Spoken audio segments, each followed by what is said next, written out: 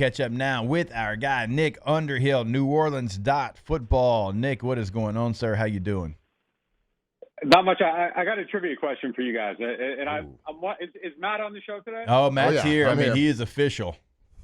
All right. So the Saints do not have a quarterback on their roster that has won a game. They do not have a coach on their roster that has won a game. Doug Nussmeier, Kellen Moore, Scott Tolzien. They have one tie, though, between the whole group, 4 quarterbacks, 3 coaches. Do you know how that game ended in a tie? Anybody there? There might be someone that should know the answer to that. They've had a tie, but they have not had a win. Which, by the way, Nick, that's a fascinating stat. Oh my God! I know. All right, so of the names that you just threw out there, I know who it is. So Scott Tolzien was my teammate and Flynn's teammate. So Flynn, I'm gonna phone a friend here. So you're saying they haven't had a win as a quarterback, right? In a league, but they've had a tie. Yeah. It's an easy one. 2013 Packers versus Vikings. Scott Tolzien. Trailing 20-7. Scott Tolzien played the first half. Yeah. Was it 20-7? I don't even know. Yeah, it was 20-7. Yeah. Then I came in the second half, and we came back. This was Christian Ponder was the quarterback for the Vikings. Right. So he comes in the game, and we go back and we tie him. We go to overtime. And then we pillow fought. Why did you not start the game? I just got back. You just got back. I was with Oakland, got cut, went to Buffalo, and then they had signed me. So there was Seneca Wallace started for Aaron after he got hurt, and then Scott. Seneca Wallace. Yeah, Scott actually. So Tolzien had like one of the sickest spin moves for a touchdown as a quarterback you've ever seen in that game. And so we tie the game, and I meet Christian Ponder in the middle of the field, and we look at each other, and we're like, I guess we tied. All right, good game, I think. I don't know. But, what a pull, though. What a pull. That's fascinating. They don't have a win, but the fact that you pulled a Scott Tolzien started game that ended in a tie there. So, great trivia question. Maybe a little worrisome / troublesome for the Saints moving forward, though. It's kind of impossible to have like 4 quarterbacks on a team, no wins, 3 that played in the league. Oh, that's right. I mean, they got Taysom, who has 7, but he's not really a quarterback anymore. True. So it's just it's like an unbelievable circumstance. I think the brain power in the building is unbelievable, but it's just kind of weird that like they got one tie and it's a Matt Flynn accomplishment more than let's go. 6 degrees of Matt Flynn. 6 degrees of Matt Flynn. Yeah, I guess that. Like, let me follow up on that. So Scott Tolzien, quarterback coach for the Saints this year, has had really cool career. He's been with kind of the Mike McCarthy coaching tree, of course, with the relationship in Green Bay playing for Mike, and then in Dallas. And so have you been able to interact, seen the interaction? Like, what have you heard coming out of him? Because he's got a big job this year. Of course, everybody that you just listed, head coach, OC, and quarterback. But Scott Tolzien is going to be the guy with these guys every single minute of every single day, breaking down every single practice film and the first line of coaching these guys. So have you give me your opinion on him and what you've seen so far. Yeah, he looks good so far. I mean, it's kind of refreshing a little bit to be around him too. Like, it's just been kind of like a weird just quarterback setup, like just the whole offense in general. Just I don't know, like just these guys as a group from top to bottom. Just like the intellectual curiosity, the way they talk about the game, the way they approach things, kind of seeing like a like refreshing, interactive approach, maybe a younger approach to kind of coaching. I don't know if that makes sense, but it was kind of more like stuffy the last couple of years. Kubiak offense changed a little bit, and Janoko we've seen some of that, but I don't know. Tolzien just he has the experience. He speaks from that place. He kind of leads the group in a way that you kind of just see it a little bit. For us, it's the most evasive interview of all time. It got canceled like 3 times. He eventually talked to us, but I just think he's smart, and I think he sees the game the right way. And I think these guys are responding to it right now too. And just the speed that we're seeing Tyler Shough develop with, like, you know, obviously he comes in, he's an older player, 26, going to be 26. You know, you kind of expect that a little bit, but like the growth practice to practice, like, you know, I've been around some of these guys coming in. I was in New England when Ryan Mallett was there, Jimmy Garoppolo, Garrett Grayson down here, just going Jay Kaner, Spencer Rattler, going down the list. Like Shough's like practice to practice improvement, I think is something that kind of stands out right now. And some of the stuff, I'm hearing from the players out there, the last practice last week, they did red zone, and like they're saying that was the best practice he's had so far. They said he lit it up. Players are like excited about him. And, I just think, the first time we went out there, it looked like stuff was happening kind of like really slow for Shough. And I think you kind of expect that first OTA practice. I guess it was his third, but, by the time we go out there, it's practice 6 for him the second time, and you see the improvement. And then, you're hearing that there's more happening behind the scenes. And I think that just kind of probably speaks to the quality of the coaching and how they're bringing them along and breaking it down. And Tolzien is obviously at the forefront of that. And I think he's a really interesting guy too, because, if they have a good offensive staff, like that's the position that's probably the launch pad on this staff for someone to go on and move on. I don't really see Nussmeier. I don't know. I think he's probably going to, stay in his role. But that could be a good launching spot if they do have success here. So I think he's kind of like, outside of the Kellen Moore and Saley, I think he's kind of the most interesting guy on the staff right now. Yeah, it's kind of cool when you said that it was refreshing to see the coaches kind of talking ball, like what will work, trying to build and create this offense based on what they're seeing. Like what you don't want is a coach set in his ways being like, no, this is how we're going to do it. I don't care the skill set. So like that, to me, Saints fans, that's something that's really refreshing and like cool to look at, especially with 2 young quarterbacks, which brings me to my next question. Like I've always thought that the progression in the jump from year 1 to year 2 for a quarterback was the most important in the career. So you got a guy, Spencer Rattler, who came in and had some moments. I've always kind of been a guy ever since he was in college that thought he had a skill set that he could make it in the NFL. I don't know if it's a long-term starter or what, but I've always thought that he could make it.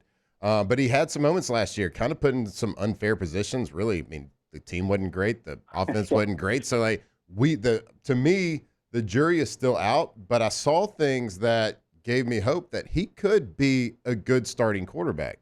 But that year 1 to 2 jump is so important for an NFL quarterback. Like, how has he been at practice? I've heard good things, but you've seen it firsthand. Yeah, I'm excited about what he can do. And the other thing last year too, just kind of the situation he was in, it almost felt like they just ran out of steam, like coaching wise, halfway through every game, because like there's only so much you can overcome. You can only hide being down so many offensive linemen, so many receivers, quarterback Alvin Kamara's not out there. And it's like they would throw everything at it, and then it would hit a point in the third quarter where it was just like they got solved, and there was just nothing left. And I don't think that was necessarily a Rattler thing. I think that was just part of the situation too. That Kubiak could only overcome like 7 starters being down for 30 minutes it seemed like, and that was the expiration on the time, and then it would fall apart in the second half. But you see the growth, like it's just happening for him like so much quicker. Like everything's on rhythm. 3-step drop, back foot hits, ball out. Like, Shough his back foot hits, kind of processing a little. And that's the difference between year 1 and year 2, I think, with these guys. And it's not like he's just like dinking and dunking either. Like he's attacking like aggressively, but taking what the defense is giving him. Decisions seem very sound. Like he's carrying himself much more confidently. You see him kind of, stepping up in a little bit more of a vocal leadership out there on the field, which I like to see. And, man, I think you just see the chip on his shoulder too. Like it's immense. Like he knows that they're trying to replace him. It happened to him in college. He lost his, stature and identity as QB1 in the nation to Caleb Williams. And, it's kind of a repeat of the same story here. And I think he's drawing off that experience and is handling it much better. I think part of the reason he was a 5th rounder is because when that happened, he kind of, his emotions kind of dictated how he reacted to it. And I think people looked at that negatively. And I think this time he's just taking it as a challenge while still leading his team and, kind of embracing what's going on. I'm sure behind the scenes, he's probably pissed off and extremely motivated by it. But I think he's just handling it, in a much more mature way. And I'm really encouraged by what we're seeing at him. I think when push comes to shove, like, they're already trying to, obviously replace him. They picked the guy with the 40th pick. They want him to be the starter, but I think Rattler's like fighting hard. He looks good. He does. He looks really good right now. I'm curious, like, what they're looking for in their starting quarterback. Quarterback coach, coordinator, head coach, all going to be in the decision to who is a starting quarterback. But, and you're right, like, it does feel like Spencer Rattler has raised his game. We know he's got the talent. That's why he was talked about being a first-round pick early in his college career. I'm curious, like, what's going to be the thing? Like, because you got a rookie quarterback, a second-year quarterback, and a third-year quarterback, okay? So you don't have this veteran quarterback that you can kind of lean on. Everybody's kind of, for the most part, on the same level. Certainly with Tyler Shough being the age that he is. So, like, I'm curious, and I'll ask both of you this, like, what do we think they're looking for? Like, what is the thing that they want to get out of their starting quarterback that's going to decide this battle? I'll defer to Matt on this one. Well, that's the cool thing about having a new head coach, right? Yeah. And a young staff like this, at least from like the offensive standpoint and directly with the quarterbacks, is you don't really know. Like, we know what kind of offense Kellen likes to run. Right. But he's never been the dude in charge of making all Not the like decisions, this. right? Yeah. He's like, all right, I'll coach whoever you want to play. But now he gets to make this. So you really don't know the exact things they're looking for. But any head coach, if you're picking a starting quarterback in the National Football League, you're looking for a guy that is what you just kind of explained, Nick, on how Spencer's, both of them are really looking.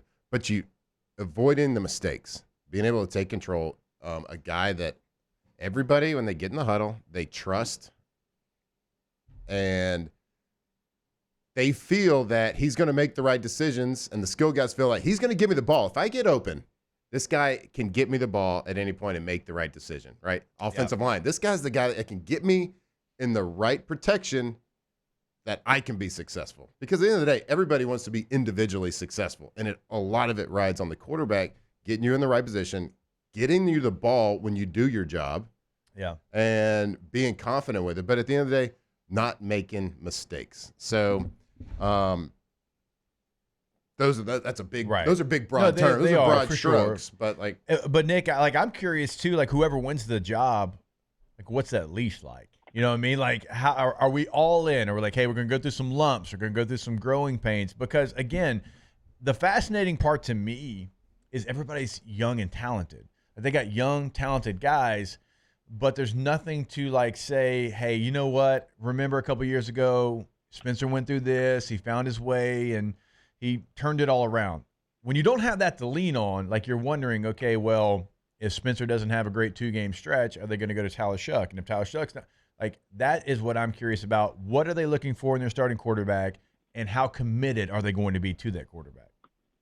Yeah, I think that's the most fascinating thing. And then just like as far as this battle plays out, like how soon do you make a decision? Because you look at it last year, Derek Carr threw 267 passes in team drills in practice. Like, if you split that up and you're rotating, you're down to 130. Yeah. He threw 60 to Chris Olave. Rashid Shaheed missed some time, so Carr only threw 18 passes to him. Like, you get some injuries in camp and you're rotating, and now guys are going back and forth. And one day you're throwing to Chris Tyree, and the next day you're throwing to Chris Olave. Like, I would like them to just kind of settle into something early. And if it is Shough, I hope they just believe in whatever they saw that made them draft him at 40. And once they see it, I hope they kind of shift that way and go all in towards it, because it should just be all about the development, and it should be about embracing the inconsistencies. And if Shough's your starter and he has 2 bad games, I don't think you just pull the hook out. Like, I think you just kind of got to ride it with him.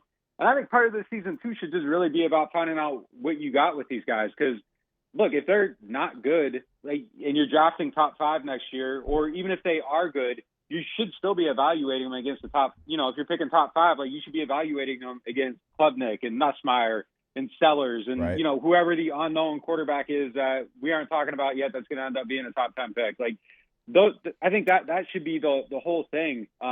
But whatever you liked about him, whatever, led you to draft him at 40 and say, this guy is better than Spencer Rattler, he's going to be, we believe in him. I don't think that you should just do the battle and play it out through 3 preseason games just because you feel like everybody is owed something. I think you owe it to the team if you see something to kind of lean into it. I mean, look, you guys can speak on that better than me, but I just think that getting that timing down, and just if you're all in on if it's hey, it's August 7th, or you go through the first preseason game, Shough looked amazing, he looked great all camp, all right, he's going to get start 2, and we're going all in with this.